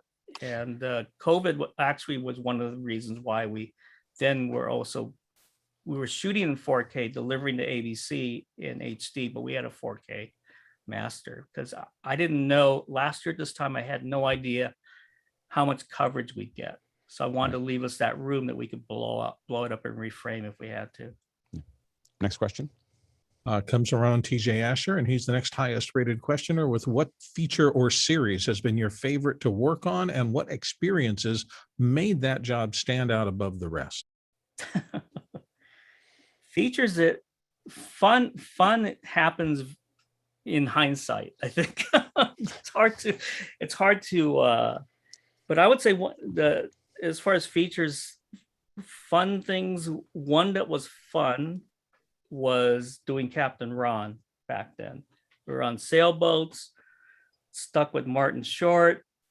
The guy is even funny when the camera's not rolling. And we were just dealing in extreme conditions and making it work. It was a movie done on the water that we actually brought in on budget, even though we had storms and everything and actors throwing up on the side of the boats.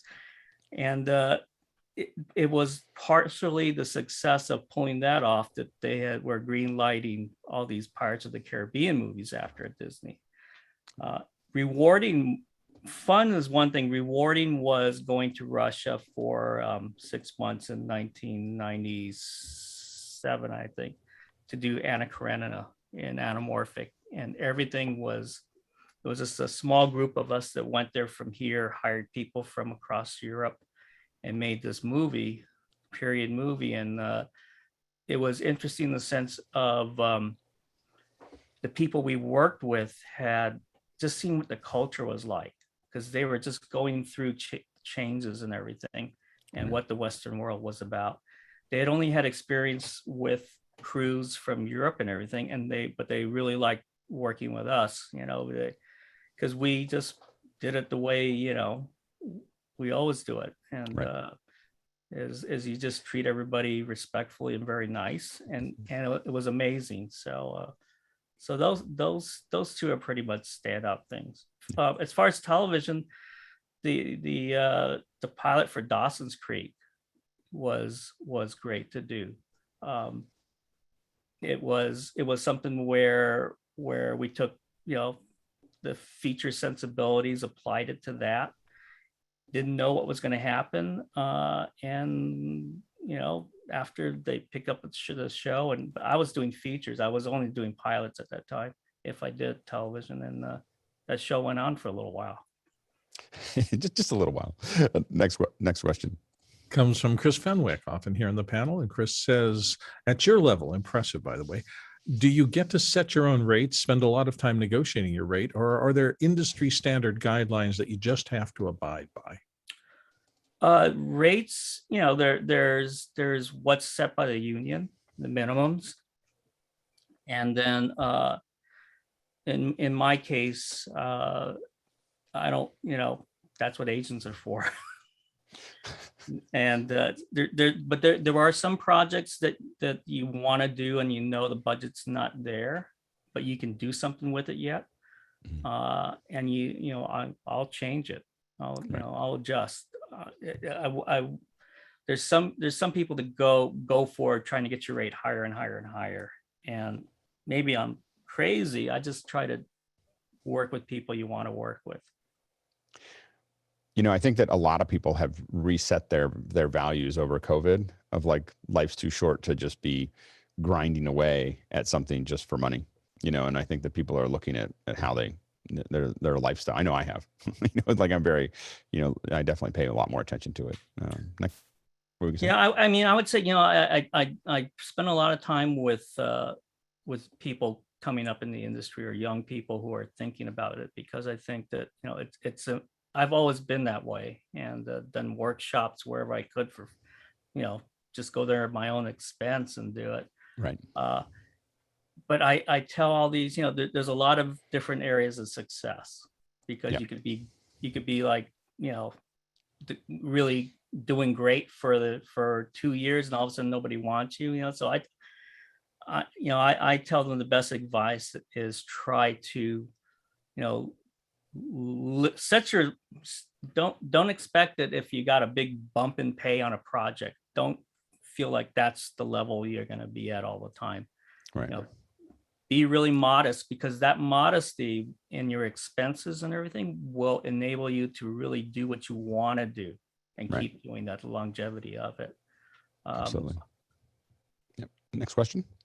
Rupert McRae is up next. And Rupert, from the panel out of Dallas, Texas, says, with your experience at the American Society of Cinematographers in mind, what other industry associations have you found to be beneficial, either to you personally or to the industry at large? SMPTE, definitely. It's been the HPA that was it was the Hollywood Post Alliance, and now it's the Hollywood Professionals, I think, Alliance Association.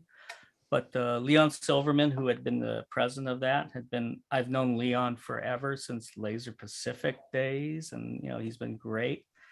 And I've always had an interest in how the work you do on the set is dealt with in post. That's been, we can shoot whatever we want, but knowing what the process is, before it was like the labs, and now it's the chain of how it's being processed and files. I always had that interest. It's important. And what could I do when I'm shooting that might be small, but would be big for all of that? So HPA has been great. I've tried to go to I've been to a couple of the retreats that are fantastic, if you could do that, once we all get back to going to, spend 5 days in Palm Springs, and the discussions are just fantastic. Done presentations with them. So that's, the HPA has been great. The Academy has been really wonderful. Like I said, they're it's a 360, year-round organization that is reaching out, and also bringing the other branches, which are, producers, actors, directors, sound editors, editors, visual effects, bringing all those branches together and doing programs or discussions. But you don't have to be a member to do a lot of this. You can get plenty of information off of the websites of all of these. The ASC's been great. I've unfortunately topped out as far as how much I could do. So the last 6 years since I was a governor at the Academy, it's been a lot of Academy. But prior to the Academy, I was on the SciTech Council for 9 years. So, but all of this, you can garner information on the web, which is great right now. And since last year was during the COVID time, a lot of it's recorded. Next question. Oh, Bill is muted. Bill did what I usually do. Yeah, I doubled. Sorry. Alex 40 Goldner in London says, seeing as editors should look at every frame that was shot and post schedules not being increased, is there such a thing as shooting too much these days? And how do you control the shooting ratio? Turn the camera off and teach new directors they got to learn the word cut. Sorry. It's because you're doing digital doesn't mean you just let the thing run, because if you have that much material on a scripted program, it has to go out. There's a deadline. And if your editors can't find it and you don't know, you just think everybody's absorbed, every 24 hours of your life every day, it's never going to show up. So I found that there are times when you do keep it rolling for a bit, but the discipline of, digital data is really not free. It's being paid for at a different place. Have you played much with? Have you played at all with Camera to Cloud, the Frame.io stuff? Only for viewing things. Right. No, we've been because that's a Tera deck attached to the camera, pushing it out and letting the editor pull it in while you're shooting, because the thought has been that you could see things while the set's still there. Like, hey, it'd be great if I had that little insert or something like that. Yeah, it's we haven't done anything that going live that way. Right. And I found that you usually want the editors to be spending their days editing what you shot the day before, and hopefully you got it all. If they really need something, then we either recreate it. Right. I used to do incredible recreations in my garage back in the 90s on big features. Oh yeah, we wish we had this little here, and I was like, well, what was it? Oh, it was on a wood floor. Hey, look, I can go to the hardware store, and then I would just open my garage door. A soft light comes in. I borrowed the camera for the weekend, and it's all done. It looks great. That's great. But no, we haven't done anything live. One reason is that if there were messages coming back, it won't be just the editor looking at it. You're going to have a whole bunch of people in Burbank or New York watching it at once. Right. And I imagine everybody's cell phones will be going off because they're going to have an opinion before they see the work completely done. Right. So I could imagine a very big nightmare happening at that point. I know I had some great, when I was working on a set, I had this great idea, like, oh, we should let everyone see everything and have witness cameras and have a camera tap and have all these things. And everyone on set was like, no, we don't. Yeah, we don't want that. Like that. Now because of COVID, we did come up with, I said, in the beginning when I thought maybe we'll be able to do production, it was like it was like April before. I was trying to plan months ahead because I knew. I was looking at it like when Japan had the earthquake and we couldn't get videotape. Right, yeah. So I was looking at it as there's going to be a number of pieces of equipment that won't be getting made anymore. What do I want to try to get bought by somebody or gathered? And so it was a lot of the Teranex stuff, Teranex stuff. I mean Teranex, like the Teranexes too. Yeah. And came up with a way of I think this would be the least hassle for the crew to monitor since they can't see. And we're using every means, but I was making it on our own network on set and never went out anywhere else because of that whole situation of not getting anything done. But, yeah. Next question comes to us from Rupert McCrae in Dallas, Texas. And Rupert, here often here in the panel, says, as a cinematographer, do you ideally like your audiences to see your work in the actual cinema, or do you think home cinema can present your work in a way that you're happy with? Cinema preferably, because you can hopefully it's at a certain standard at least. The home is great, except you've got to, you don't know what home system everybody's looking at things on. But inevitably, whatever you make is going to go to any other device. So if you do it well, for me, I love seeing it on a big screen. I love having the immersive sound and everything else going on with it. I mean, that to me is like the best way to kind of tune your eyes too, because now I'm used to looking for details that I may miss looking at it on a phone. And also the other thing about watching it in a home cinema is that you're competing with interruptions of life.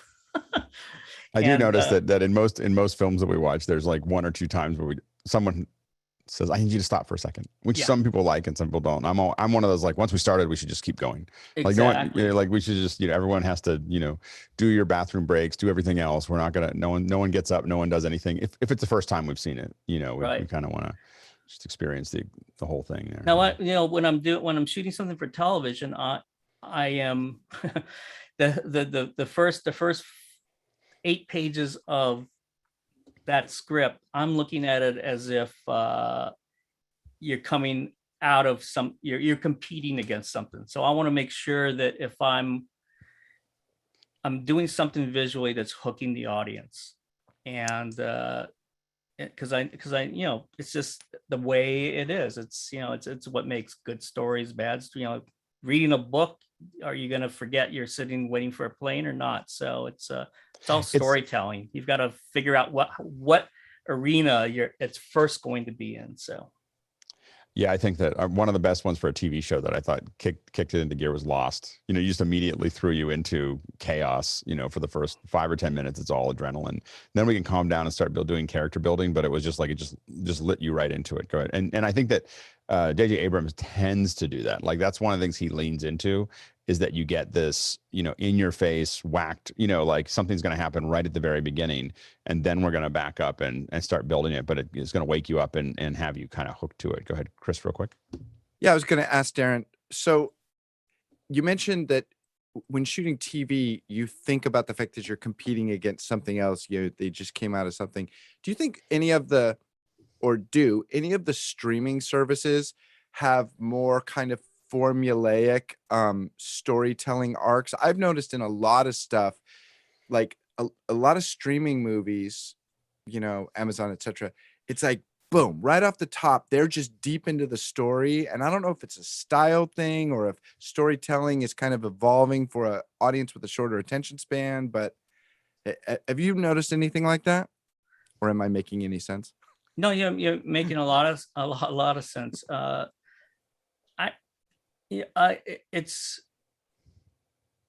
don't know if that's their intention. I think it just sort of happens that way. The problem I have is just, it's not really a problem, but it's with Netflix, which I have a lot of friends at Netflix. And hi, Ted. And it's they make so much product because they know they want to build their own library. But right now I get confused as to the identity of what everything is. Movies, I think that's why it's important. I think it's important for Netflix, Amazon, Apple, if they're making a feature that's for their library, they should release it in the theater, because then it brings that out of the whole kind of algorithm of everything presented to, we think you want to watch this. Well, and the problem is you get things that are the same. Like my kids and my wife watch Debris and Manifest, and I can't keep track. I'm like, so did they find the Manifest? No, they have the Debris. And I'm like, well, what if they did? And I feel like you could just take those two storylines and just blend them together, and it would all to me, because I only see pieces of them. But the other thing I've noticed with Marvel, I think that they're predictable, is that the first 2 episodes are great, the last 2 episodes are great, the ones in the middle, they're kind of slow. It's kind of like the that they seem to have, that seems to be the model of how they do it. They have more time, but it feels like Act 2 is in the beginning, Act 1 is in the middle, and Act 3 is still closing it up. Next question. We're running out of time.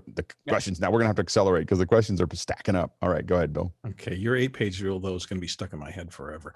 Douglas Carmichael says, "What camera systems these days do you prefer working with?" I love the Venice, and after the Venice, I'll grab a Alexa Mini. Next question.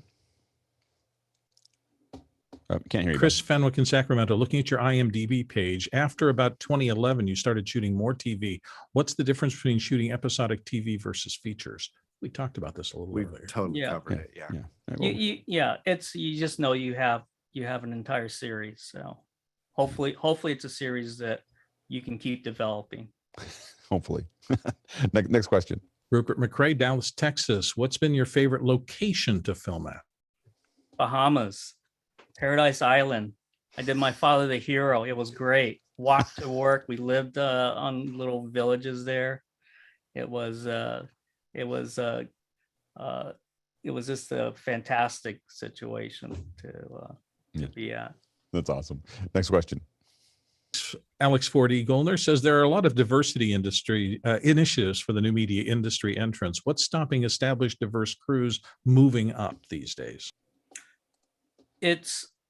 One is developing themselves, because you can't just say instantly, okay, go. Some people you can, but I think you just need more diversity to be interested at a younger age like I was. Right. And you see that, and I think some of it's from example too. You see, I think the Williams sisters are a good example of suddenly you see someone that you can idolize, and now you see a lot more diversity in tennis because of those two. So Yeah. it is a matter of getting those out in front. Absolutely. I mean, that's one of the things I was involved with getting started was the Academy. Right now it's going on. It's called the Academy Gold program, where they actually, we actually find people, young adults that, of, different backgrounds.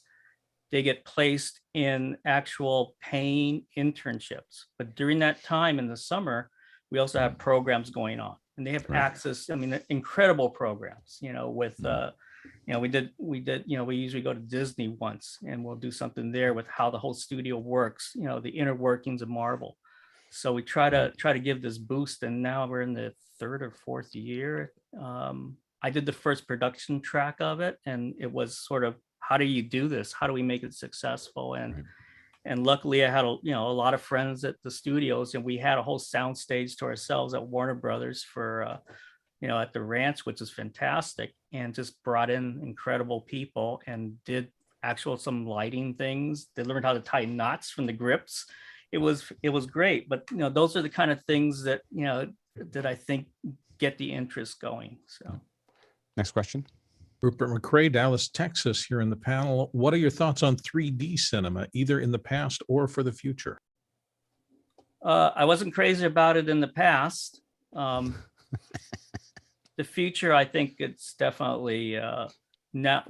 It's a lot better with laser projection, I would say. Yeah. It gets you out of that whole sort of annoyance of it all. Next question. Aaron Husledge in Durham, North Carolina. This is interesting. What was your most fortuitous mistake? Fortuitous. Geez. I would say having a 140-foot crane I was going to use for lighting put on a road that was sinking. And I had to figure out how to do that night out in Boston, in the country without that light. That was bad. Did it force you to do something that turned out to be really good? Was it yeah, it was good. It wasn't as good as I had hoped, but it definitely, I mean, these are the things that happen, and you're not going to say, stop, we have to come back another night. That's not going to happen. So yeah, we, a lot of times when we talk about, we said we hire crew and we build plans for not for sunny days, but for rainy days. Like, and you can see when things go wrong, and you have a really experienced crew and people who don't get flustered. You just see people just kind of sorting through it and, coming out the other end. Yeah. It's important. Yeah. You've always got to have sort of a contingency plan in your head, but that's where the experience comes in. That's why start just doing things. You'll make mistakes, but learn from them, and they're not going to be gigantic mistakes because you'll start with your own little projects and stuff. Yeah. Next question. Mike Cochran, Seattle, often on the panel. Can you tell us about the 1984 helicopter crash and how life changed after? Geez, somebody's found stuff. Yeah, I was that's when I started shooting, directing commercials, and I thought, okay, I'm finally going to do something, because I was going to come back from that commercial, and EUE Screen Gems wanted to hire me actually to shoot and direct commercials and hire a legal team to get me in the union. Right. Unfortunately, I didn't come back from that because this helicopter that crashed, I was shooting a commercial out by the Grand Canyon, and ended up burst fracturing my back. I had the helicopter engine, the Tyler mount, everything just kind of came down on me. And because we just hit the ground, and I was pretty much paralyzed from the waist down. I couldn't get out of the hospital. I was in Flagstaff. And I just kind of kept a positive thought. All these other things had went away, opportunities. But I looked at it as, at that point I was reading, I just like, well, let me see if I could read a book with the one arm I still had that wasn't broken up. And I have to say that it, as unfortunate as it was, it gave me time to I actually learned a lot about what was happening digitally, because at that time it was very crude, but the things they were doing in Utah, all these small little doing graphics. And I said, one day this will be something. And if I can't ever get back on my on my feet, I can still create something. And that's, that's where names like Ed Catmull and things like that, those names, I was reading things that all these people were doing and what they were trying to do. And I think that's one reason why I was able to make this transition, or help the transition of film to digital. It's interesting how those turns pay off somewhere. Yeah, if you keep moving. I think a lot of times you just never know how it's going to end. It's really interesting. Yeah, you just got to keep keep moving. I mean, eventually I figured out how to walk. I walked with a cane until I got to the Bahamas.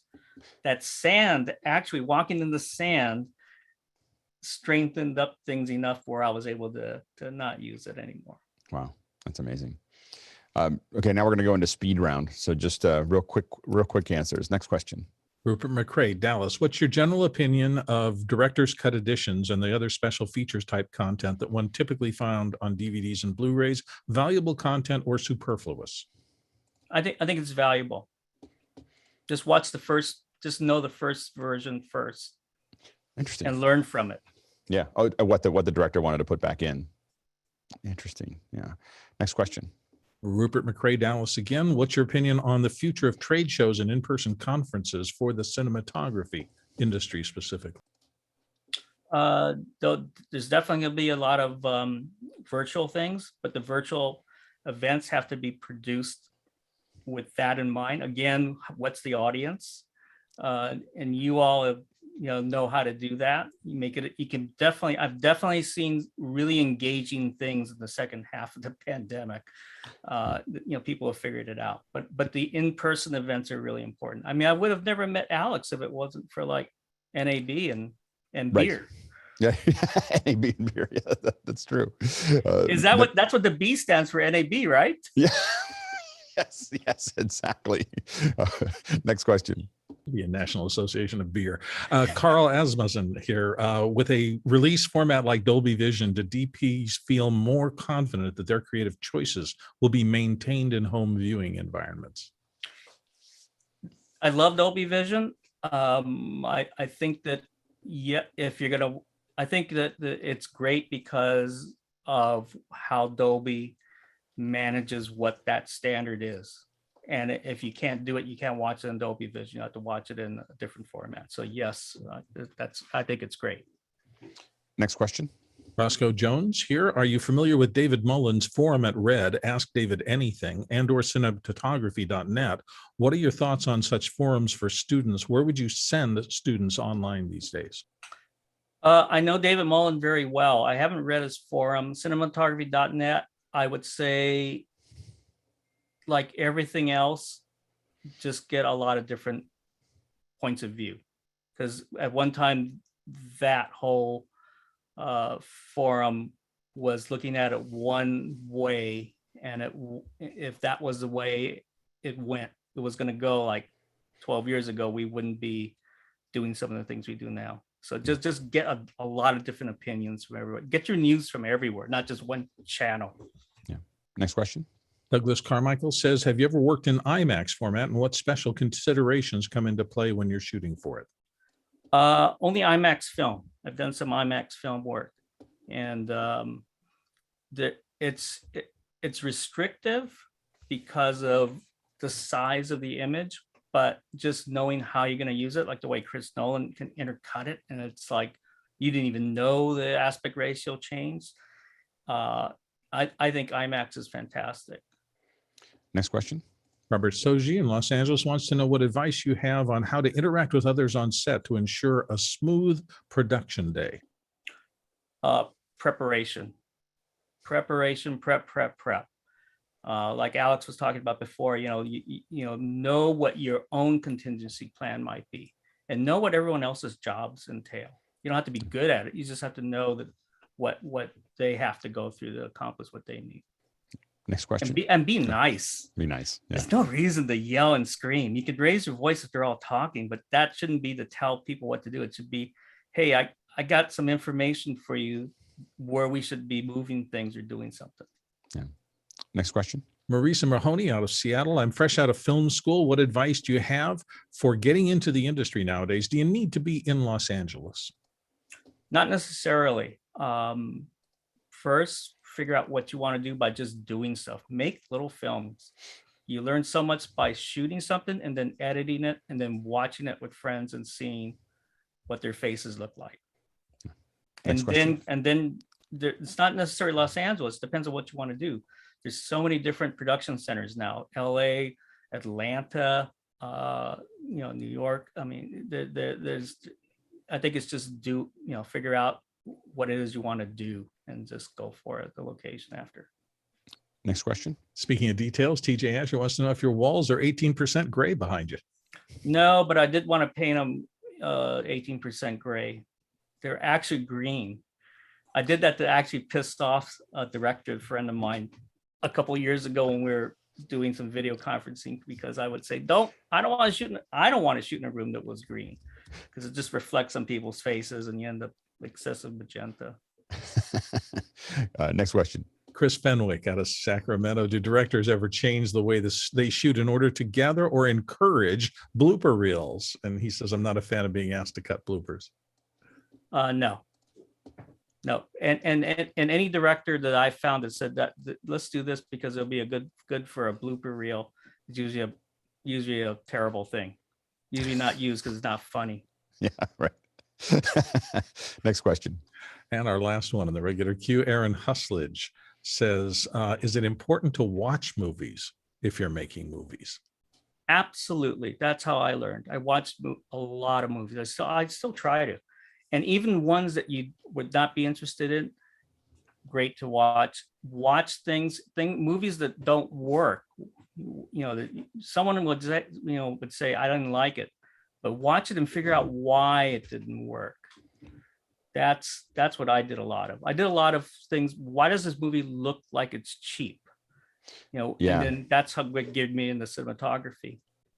I find that to be one of the more fascinating things is looking at things and going, this movie, I know it's cheap and I don't know why it's cheap. Like there's something about that. And usually it's lighting and audio and those types of things. Go ahead, Chris. So Daryn, last question.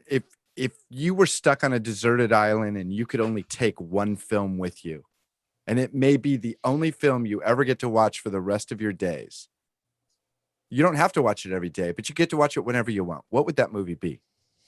Oh, it'd be some comedy. I got to figure out. I wouldn't know what's comedy, but it'd be a comedy. Okay. It definitely would not be Groundhog's Day. Or Castaway. I like both of those movies, but I don't want to be stuck with on them. Point. Yeah, if you're stuck by there, but the only movie I get to talk about is being stuck. Yeah, exactly. Daryn, thank you so much for your time. Oh, really thanks. appreciate you coming and joining us. I appreciate it. Thank you guys. Thank you for what you all doing. So yeah, it's really good. We're going to keep on trying to drag you on every once in a while when we have some of these discussions, if you're okay with it. Yeah, absolutely. Yeah, and good luck. I know you're going into production, so you'll be deep in it for a couple months. But Yep.